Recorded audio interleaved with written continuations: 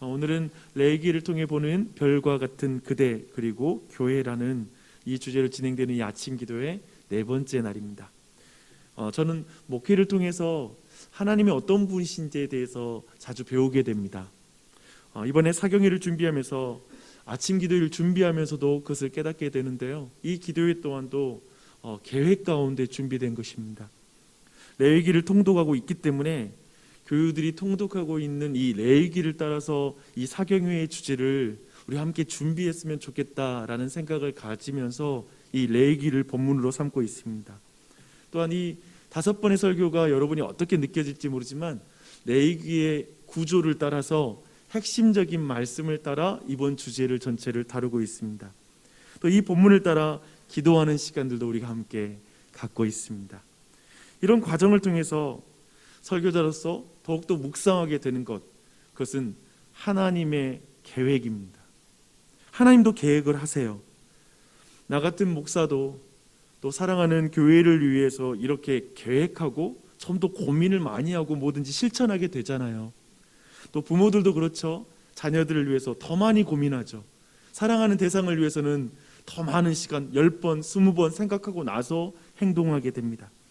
하물며 그런데 하나님은 세상을 이처럼 사랑하사 독생자 예수 그리스도를 주시고 사신 교회를 위해서, 여러분을 위해서 얼마나 계획하고 그리고 그 계획을 신실하게 실천하고 계시겠습니까? 이걸 믿으십시오. 하나님이 그래서 여러분과 가정, 교회를 위해 계획하고 행하시는 그 일들을 믿고 바라보는 이 시간이 되었으면 좋겠습니다. 아침 기도회를 준비하면서 한 가지 더 큰 계획이 하나 있었습니다. 그것은 뭐냐면 5번의 이 아침 기도회 설교는 금요일부터 시작되고 되는 사경회의 말씀을 가리키고 그걸 준비하는 시간이라는 것입니다. 그리고 어쩌면 저나 우리 정 목사나 정 목사님이나 우리 모두 조영민 목사님, 그분을 더욱더 오셨을 때 우리 온 교회가 더욱더 쉽게 그리고 편안한 마음으로 맞아들여서 그 주제를 깊이 이해할 수 있도록 아마 준비하는 사람으로 남으면 저도 너무나 좋을 것 같습니다. 이제 그런 방향 안에서 정말 이 모든 걸 저는 목사로서는 계획하고 준비하되 이걸 여러분이 누렸으면 좋겠더라고요. 그러면서 또 깨닫는 게 있어요. 하나님도 우리의 구원을 위해서 계획하고 은혜를 주시려고 계획하고 일하실 때 그 백성들이 그걸 누리기를 원하신다. 그것을 정말 받아들이고 누리기 원하신다는 걸 깨달아요. 여러분도 마찬가지죠, 그렇죠? 그래서 이 자리에 있을 뿐만 아니라 온 교우들이 함께 이 모든 시간을 누릴 수 있도록 여러분이 힘써 기도해 주시길 부탁드립니다. 어제 우리는 대속죄일에 대해서 함께 살펴보았습니다. 대속죄일은 경첩과 같다라고 말씀드렸죠. 그래서 레위기에서 이음새에 해당하는 핵심 부분이 어제 보았던 말씀이었습니다. 속죄일과 관련된 이 말씀 이후에 이제 레위기는 후반부로 들어가게 됩니다. 은혜로 하나님의 백성이 된 자에게만 하나님을 닮아가는 거룩한 삶에 대해서 말씀하십니다. 죄의 용서 받기 위해서가 아니라 죄의 용서를 받았으니 이렇게 살라라고 하는 이 말씀을 하십니다. 그래서 여러분이 이렇게 살라라는 말씀을 듣는 순간 깨달을 거 뭐냐면 이건 아무에게나 주어지는 말씀이 아니야. 이미 은혜 받은 사람에게만 이렇게 살라고 하는 이 말씀은 주어지는 거야 라고 생각해야 될 것입니다. 여러분 2절을 보십시오. 너는 이스라엘 자손에게 말하여 이르라. 나는 여호와 너희의 하나님이라. 하나님은 속죄의 은혜를 통해 이스라엘의 왕이신 여호와가 되셨습니다. 그리고 이스라엘은 이제 여호와의 백성으로, 하나님의 백성으로 거듭났습니다. 다시 태어난 것이죠. 그래서 하나님이 요구하시는 것이 있습니다.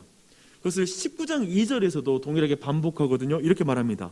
너는 이스라엘 자손의 온 회중에게 말하여 이르되 너희는 거룩하라. 이는 나 여호와 너희 하나님이 거룩함이니라 라고 말씀하고 있습니다. 이제 거룩하게 된 백성, 곧 새로운 정체성으로 너희가 거듭났으니, 새로운 정체성이 되었으니 이제 아버지 하나님을 닮아가야 된다라고 이렇게 말씀하고 있는 것입니다. 이것을 18장 2절, 4절, 5절, 6절, 21절, 30절, 19절, 그리고 19장 2절, 3절, 4절, 10절, 14절 더 말할까요? 반복해요. 이 말을 계속해요. 이렇게 살라 하라고 한 다음에 다시 한번 이걸 확인하세요. 왜 이렇게 내가 거룩하니 너희도 거룩하라. 이 말을 하는 나는 너희의 하나님 여호와니라 라는 걸 이렇게 왜 이렇게 반복할까요? 왜냐하면 많은 이들이 성도로서의 합당한 삶에 대한 말씀을 한번 왜 지키는지 한번 보면 알 수 있습니다. 제가 보니 어쩌면 우리가 주님이 주신 계명에 대한 한번 태도를 한번 생각해 보십시오. 크게 보면 복을 받기 위해 말씀 지켜라, 사랑받기 위해서 말씀 지켜라, 구원받기 위해서 말씀 지켜라, 의무이니까 말씀 지켜야지. 아마도 이런 정도의 개념이 아마도 많은 사람에게 익숙한 개념이 아닐까 싶습니다. 그런데 지금 레위기가 강조하는 게 뭡니까? 그리고 성경이 강조하는 것이 무엇입니까? 그것은 이거예요. 나는 너를 나의 형상대로 창조한 창조주란다. 너의 아버지란다. 그래서 너는 나를 닮아야 하는 거야. 내가 거짓의 아비인 마귀의 자식이었던 너를 내 아들의 핏값을 주고 다시 내 자식이 되게 한, 내 자녀가 되게 한 너의 아버지란다. 그래서 너는 나를 닮아야 하는 거야. 지금 이 말을 계속하는 것입니다.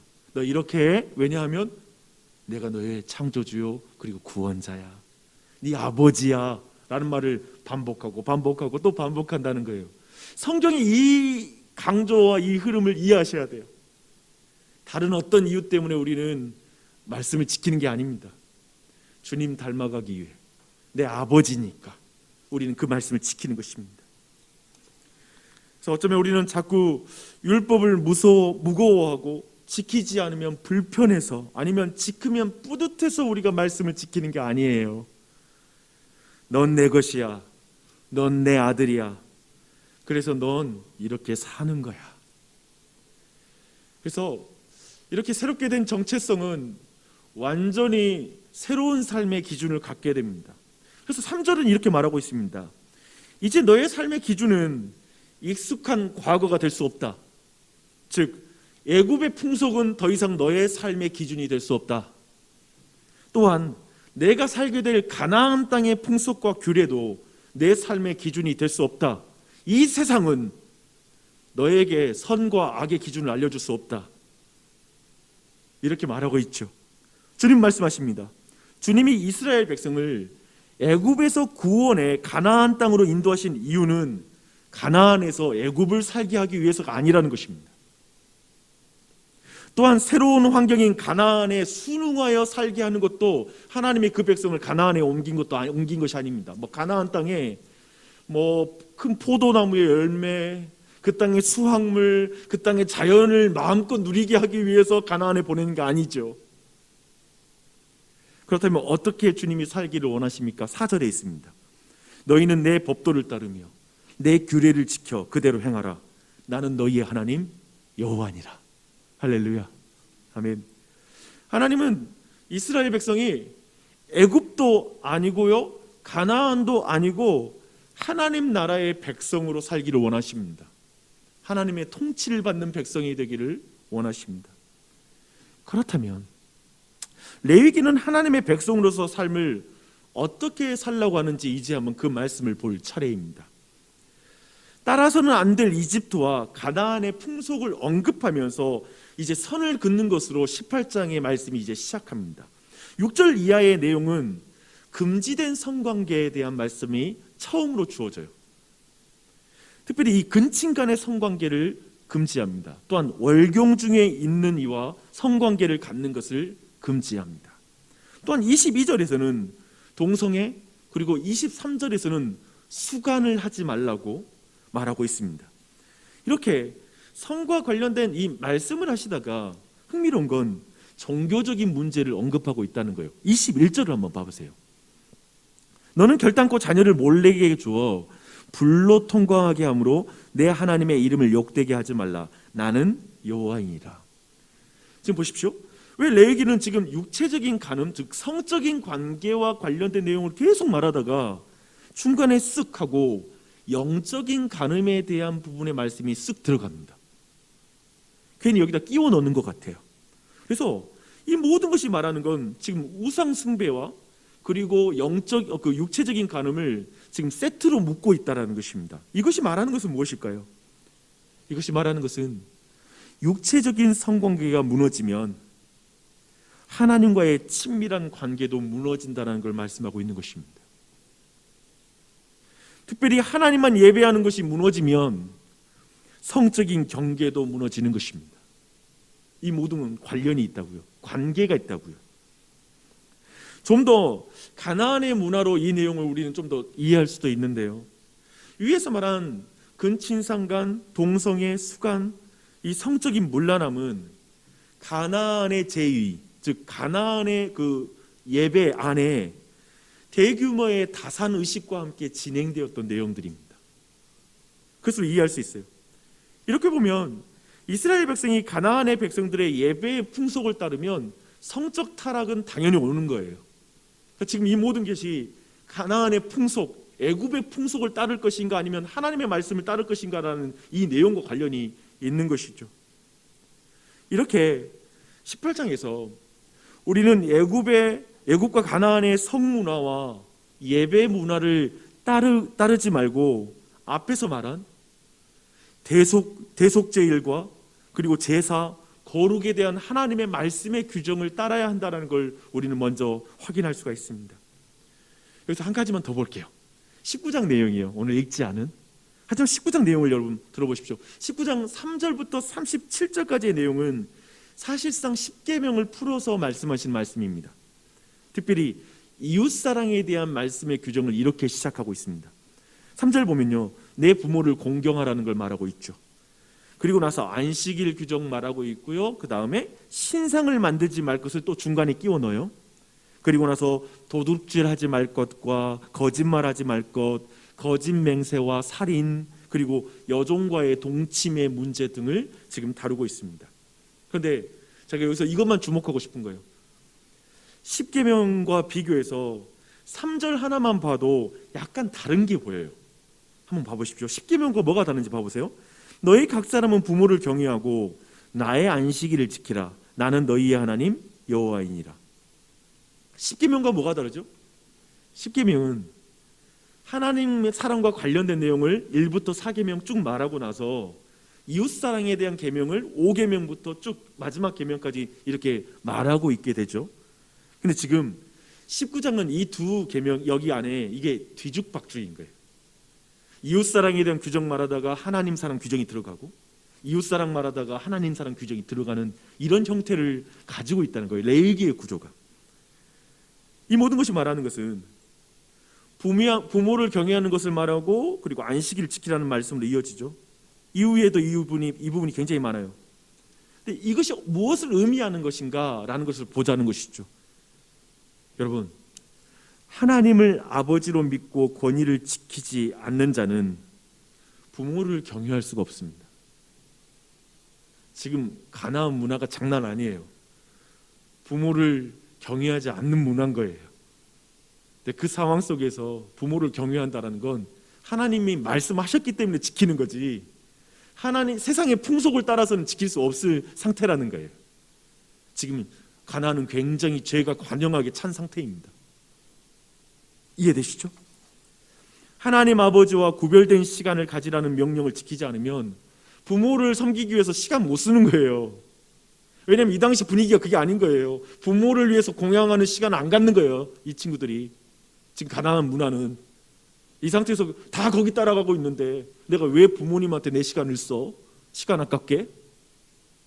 이 모든 것도 하나님과의 구별된 시간을 지켜라, 하나님 아버지와의 시간을 지켜라라는 이 명령을 권위 있게 받아들인 자만이 부모를 공경하라는 명령을 지킬 수 있다라는 말씀인 것이죠. 반대로 말한다면 부모를 경외하는 자는 하나님의 권위를 인정하는 것입니다. 지금 가나안의 그 상황에서는 하나님 사랑은 이렇게 더욱 이웃을 사랑하게 만들고요, 그리고 이웃사랑을 통해서 하나님의 사랑이 더 깊어진다는 거예요. 둘이 묶여 있는 것입니다. 그래서 이 모든 것은 부모의 권위를 인정하지 않는 이 가나안의 풍속과 다 연결되어 있는 그런 말씀이라고 이해하시면 됩니다. 이제 정리할게요. 우리 모두는 가나안에서 하나님 나라를 살도록 부름받은 왕 같은 제사장인 줄 믿습니다. 거룩한 나라인 줄 믿습니다. 그게 우리입니다. 성도입니다. 성경에서 말하는 거룩은 이미 하나님께서 우리를 구별하셨고 선택하심으로 이루어졌다고 늘 말하고 있습니다. 그러면 우리에게 있는 것은 뭐냐면 그 거룩을 힘써 지키라는 명령이 주어질 뿐입니다. 말했죠. 대속죄일이 있고 나서 이 말씀하시는 거예요. 우리는 이미 그리스도의 피로 거룩해졌어요. 근데 이제 그 거룩을 지켜나가야 돼요. 우리는 이 세상에서 완전히 다른 기준으로 살아가는 하나님의 백성이 되었습니다. 다른 정체성을 갖게 되었습니다. 그래서 로마서는 이렇게 말하죠. 너희는 이 세대를 본받지 말고 오직 마음을 새롭게 함으로 변화를 받아 하나님의 선하시고 기뻐하시고 온전한 뜻이 무엇인지 분별하도록 하라 라고 말합니다. 우리는 더 이상 애굽의 풍속도 가나안의 풍속과 규례도 따를 수가 없습니다. 그것은 우리에게 주어지는 옵션이 없습니다. 그런 옵션이. 죄로부터 구원을 받아 다시 죄를 사는 것은 토해낸 것을 다시 먹는 것과 같은 것이라고 말합니다. 그런데 이 세상의 풍속이 얼마나 거센지 몰라요. 그게 쉽지 않다라는 거잖아요. 그렇죠? 여러분 모두가 느끼는 게. 이 세상의 규례 얼마나 많아요. 유튜브를 켜면 주변에 친구들 만나면 학부모들 만나면 이 세상의 풍속과 규례는 쏟아지듯이 내게 정보가 입력이 됩니다. 마음이 흔들리죠. 귀가 팔랑팔랑 걸립니다. 내가 이대로 애들 키우면 되나? 지금 이 기준이 맞나? 이런 생각이 우리의 마음에 스칠 것입니다. 특별히 성적인 풍속과 이 규례는 지금 청년들과 노년 다 가릴 것 없이 지금 이 사회를 흔들고 있죠. 뿌리째 흔들고 있고요. 그것이 비단 비신자들만 흔드는 것이 아니라 신자들의 마음도 흔들고 있는 게 성적인 풍속일 것입니다. 정말 말 그대로 섹시한 문화입니다. 속절없이 많은 경계가 무너지고 있습니다.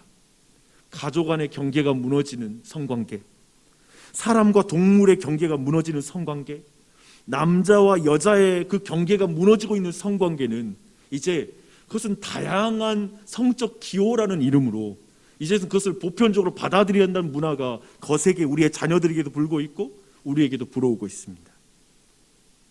이 모든 걸 이길 수 있을까요? 우리의 자녀들에게 이것을 이길 수 있는 어떤 근거 기준이 그들에게 형성돼 있을까요? 그런 걸 가질 수 있을까요? 이 세상 풍속이 다 그렇게 가는데요. 하나님과 사람의 경계를 지키고 세상의 풍속이 아닌 하나님의 말씀을 따름으로만 이 경계를 지킬 수가 있습니다. 성적인 풍속을 이기는 것은 하나님과의 친밀함입니다. 하나님을 경외하는 것입니다. 또한 이웃사랑이 깨진 풍속도 우리는 많이 보고 있죠. 누가 누구 신경 써줍니까? 내 앞길 하죠. 내 자신과 내 가족의 이익이 가장 중요하죠. 이런 세상에서 또한 이웃을 사랑하는 삶을 살아간다는 것 또한도 오직 하나님 사랑으로 가능한 것인 줄 믿습니다.